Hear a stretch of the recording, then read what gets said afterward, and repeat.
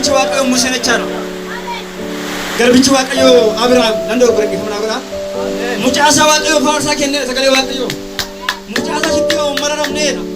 Isiniin immoo qabeenya keessan jabbii keessan horaa keessan hin mararamina. Mee haleluuyaa. Haleluuyaa.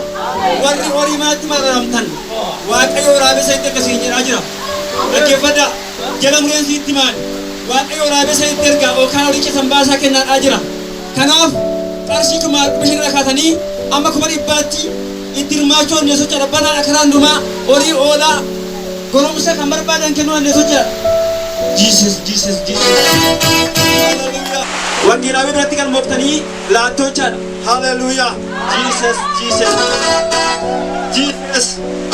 Goromsa shumburee kenneera. Dhabat. Kanaa booda horiin kee lakkuu dhalu. Hallelujah.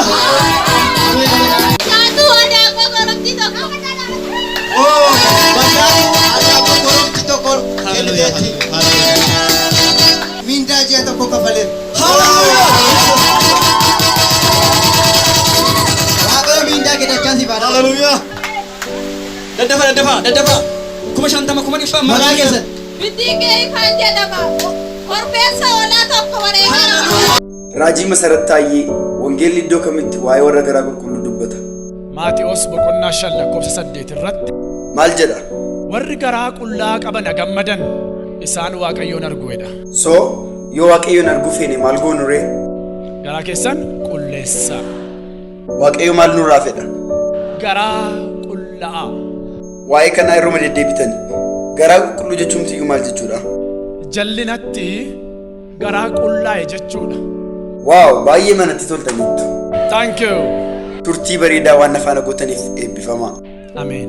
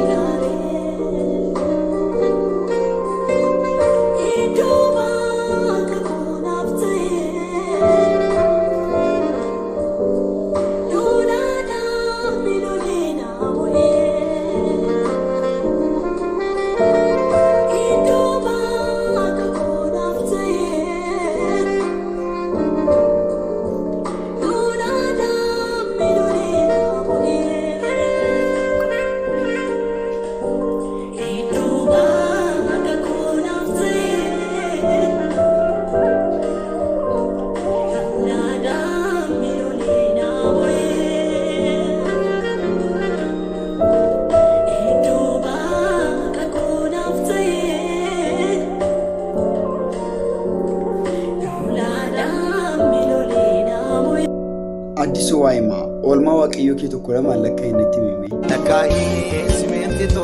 Akkas taanaan oolmaan siif ol hin irraanfattaa? Dhuguma hin irraanfatamu. Namni waaqayyoo nama nate garuu sanyiin isaan bada. Yesuus siif maal himee? Kan akkamii? Ati garuu Yesuusin malee kan biraa eessa laalta? Waa'ee iddootti waaqayyo si kaasee dubbachuu saalfatteen callistaa? Dhuguman saalfattuun dubbattaa?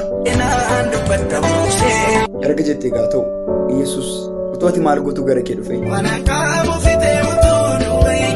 Akkas taanaan utuu inni gara kee hin dhufne ta'e silaa yoon akkam taata turte? Jireenya badaa Yesuus keessaa si baasetti lammatan deebitaa? Waaqa kanaan waa jedhiin kaa?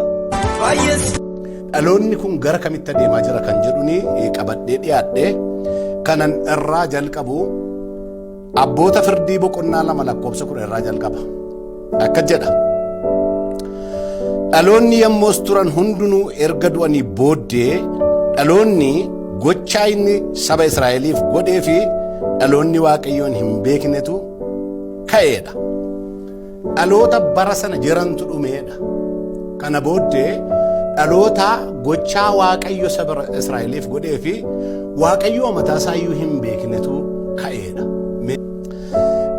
Maal jedha seera keessa deebii boqonnaa 32 lakkoofsa 7 irratti guyyoota durii yaadadhaa waggoota dhaloota baay'ee duraas ilaalaa abbaa kees gaafadhu inni sitti himaa jaarsoliis gaafadhu isaanis siif ibsuudha. Bara kana keessa suutennee mateenye yoo laalle dhaloota abbaaf akaakaa hin qabnetu maddaa jira yookaan mul'achaa jira. Baay'een abaluun na guddisee kan jedhu hin qabu. Ana Waaqayyo manna dibee Waaqayyoon na gargaaree na wajjin jiraayedha. Namni abbaa hin qabne immoo rakkisaadha. Namni akaakaa hin qabne immoo rakkisaadha. Macaafuma qulqulluu kana gaafa laallu hidda dhaloota gooftaa keenya Iyesuus Kiristoos jedha. Hidda dhaloota eessaa ka'ee amma eessaatti inni jedhu macaafa qulqulluu dubbata. Kanaaf kakuun moofaan maal nu gorsaa?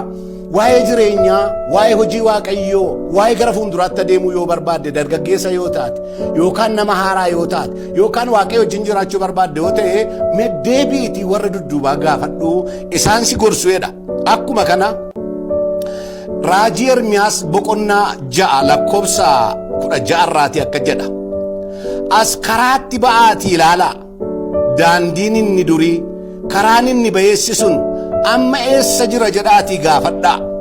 Boqonnaa akka argattaniif karicharra adeemaa jedha.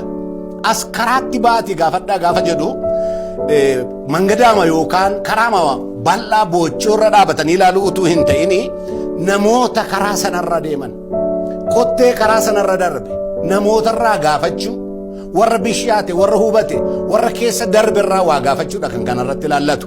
Kanaafi dhaloonni tokko dhalootarraa gaafatu qabaachuu qaba.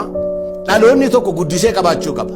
Dhaloonni guddisee hin qabne, dhaloonni abbaa hin qabne, dhaloonni seenaa hin gaafanne, dhaloonni waa'ee barumsaas haa ta'u, waa'ee bulchiisa waldaas haa ta'u, waa'ee jireenyaas hin barre tokko macaafni qulqulluun akka jedha dhaloota akkasiyaan.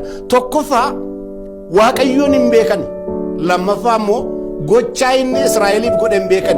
Waaqas hin beekanii gochaa godhames hin beekan taanaan dhaloonni kun abboota firdii keessatti dhaloota taniiti yoo jettanii fuula isaa duratti waan gaarii isatti fakkaate gochaa kan jiraatedha jedha. Abboota firdii dhaloota garatti adeemu hin beekne dhaloota waan gaariin itti fuula isaatti waan gaarii fakkaate kan godhu yaada Waaqayyootiin kan hin geggeeffamne yaada abbootaatiin kan hin geggeeffamne yaada nama bishaate guddisee isaatiin kan hin geggeeffamne waanuma isatti fakkaate kan godhu dhaloota akkasii ture.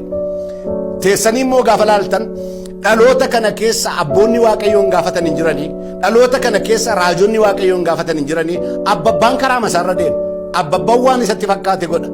Eessaa madde jennee yoo laalle gara macaafa Iyyaasuutti nu deebisa.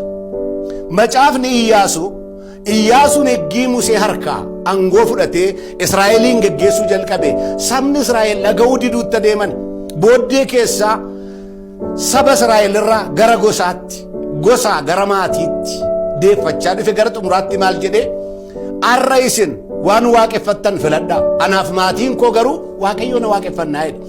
Deemee bulchiisa waaqeffannaa geggeessaa gara mana isaa geessee dhaabbate.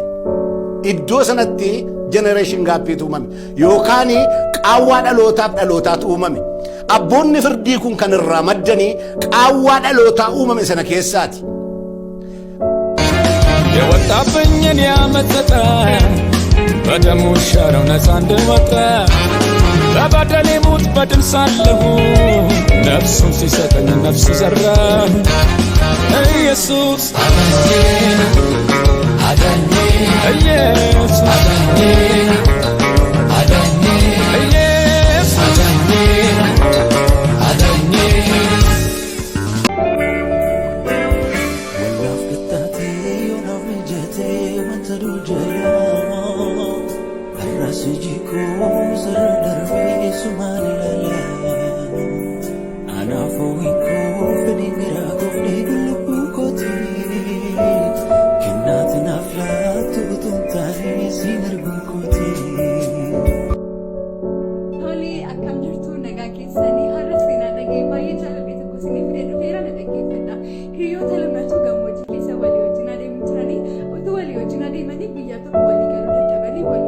Gaafa isaa warroonni hiriyaan isaanii tokko aariisa tokko ni kaballaadhaan rukutan. Gaafa inni kabaluuni hiriyaa inni rukutame suni utubaan tokko illee dubbatiin dhaqee cirracha irratti hiriyaan koo ani baay'ee jaalladhuuf kabajuu har'a na kabalee jedhee barreesse. Ergasii utubaan tokko illee dubbatiin deemsa isaaniitti dhufan. Ammas utuma adeemanii laga tokkotti ba'u. Laga sana daakanii ce'uun dirqama isaanii ta'e. Ergasii daakuudhaaf bishaan keessa lamaan isaanii yoo gaafa isaan galanii hiriyaan isaa inni kabalame suni bishaan galli kutuutti ka'ee daakuu dadhabe. Yeroo sitti hiriyaan isaa inni kabale suni dhaqee du'a oolchee hirkisee baasee jechuudha. Ergasiitti gaafa namtichi of baru dhaqee dhagaarratti hiriyaan koo dhugaanii baay'ee jaalladhu har'a du'a na oolchee jedhee barreesse. Yeroo sitti hiriyaan isaa inni kabalee fi inni du'a oolchee sun baay'ee dhibeeni jalqaba gaafa si kabalee cirracha irratti har'a hiriyaan koo dhugaa na kabale jettee barreessite.